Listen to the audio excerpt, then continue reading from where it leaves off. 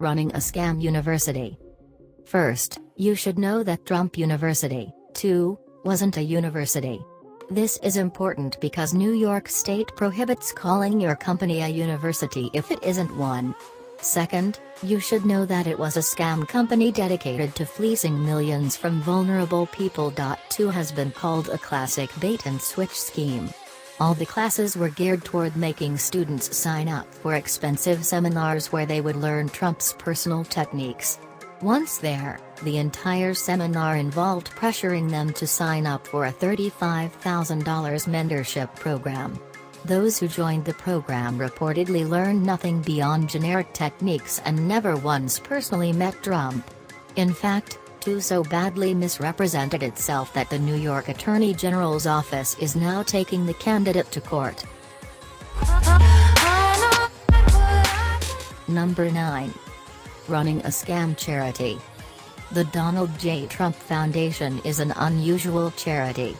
The money it raises doesn't always go to good causes.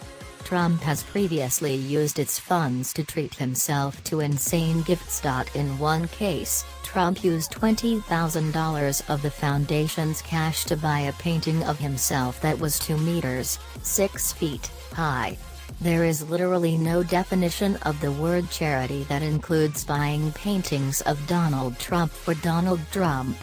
This would be one thing if the charity used Trump's own money. It doesn't.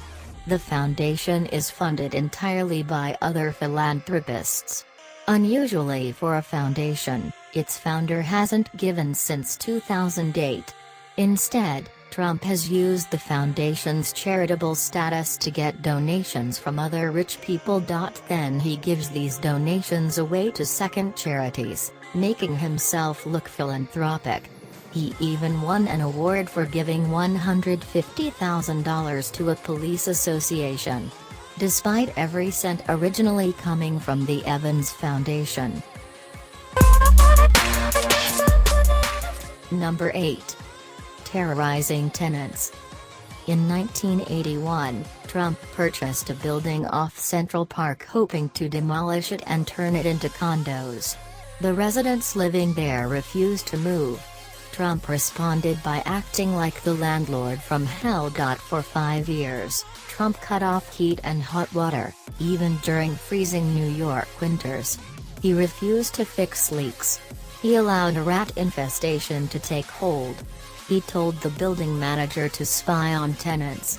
He allowed a construction team to start work at 7 a.m. every day directly above an apartment where an old woman lay dying of cancer. When she complained, he did nothing.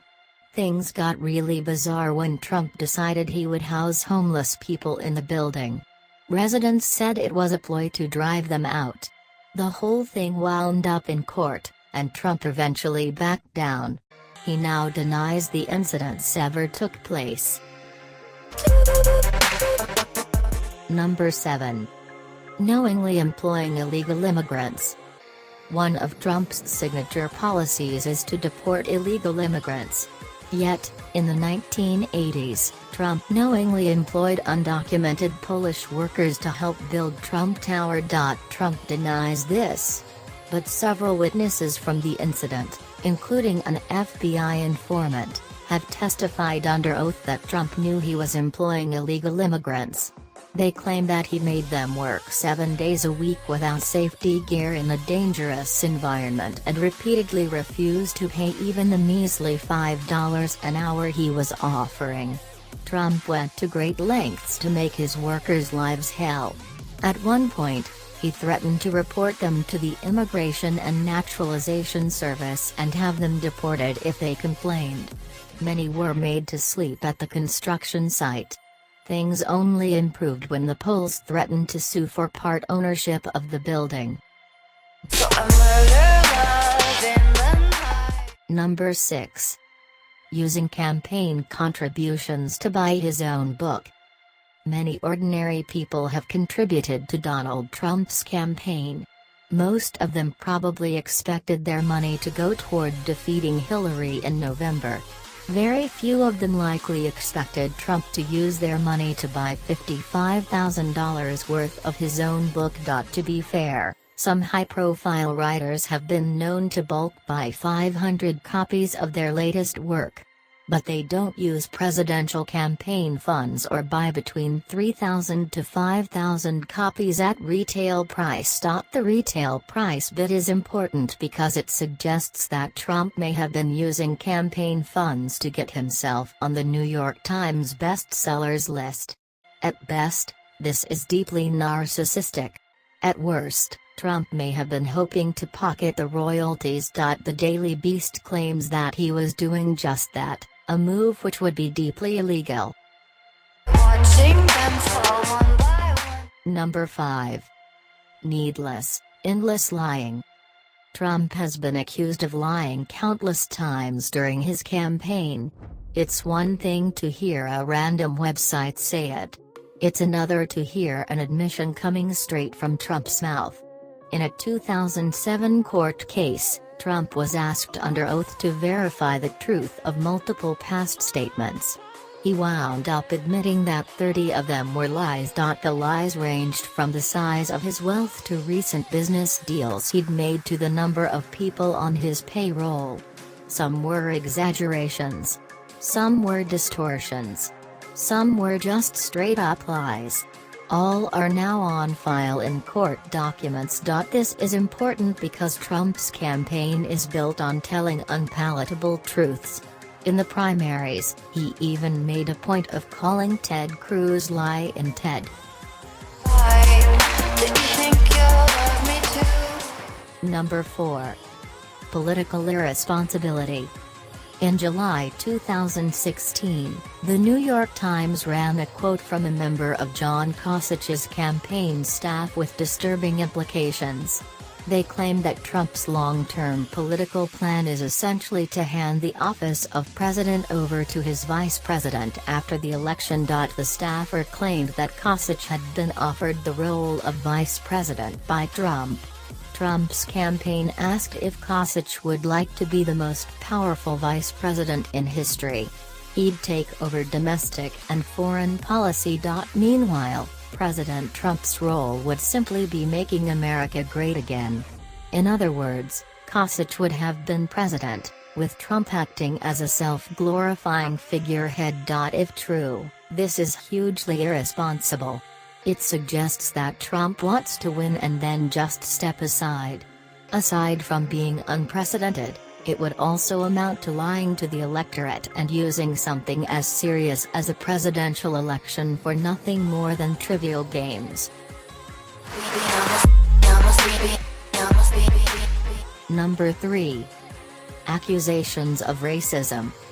For over 40 years, Trump has been dogged by accusations of racism. In 1973, Trump and his father were sued by the Department of Justice for refusing to rent to blacks. Although Trump never admitted wrongdoing, he was forced to sign an agreement that he wouldn't discriminate against blacks in the future. In the 1980s, 2 Trump casinos were accused of forcing black people off the floor when high rollers were playing. One casino was found guilty and fined. In 1991, a book claimed that Trump said laziness was a trait in blacks. The accusations go on.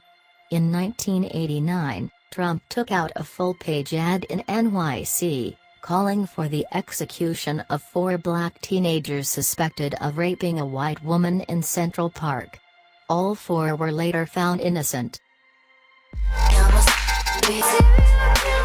Number 2. Belief in conspiracy theories. A basic qualification for president is the ability to distinguish between serious, real-world matters and paranoid internet conspiracy theories. Donald Trump fails to reach this standard. Over the years, he has repeatedly stated his own belief in utter nonsense. Famously, Trump long believed the birther theory that Obama wasn't born in the U.S. Trump has also claimed that climate change is a Chinese conspiracy to undercut U.S. manufacturing, Vaccines give children autism, Ted Cruz's father assassinated JFK, and Justice Antonin Scalia was murdered. Trump also thinks that America's unemployment rate is 42%, but the real figure is hidden to make Obama look good. For the record, it's around 5%. These are not normal things for a presidential candidate to believe. At best, they show Trump is exceptionally naive. At worst, they show he's actively unbalanced.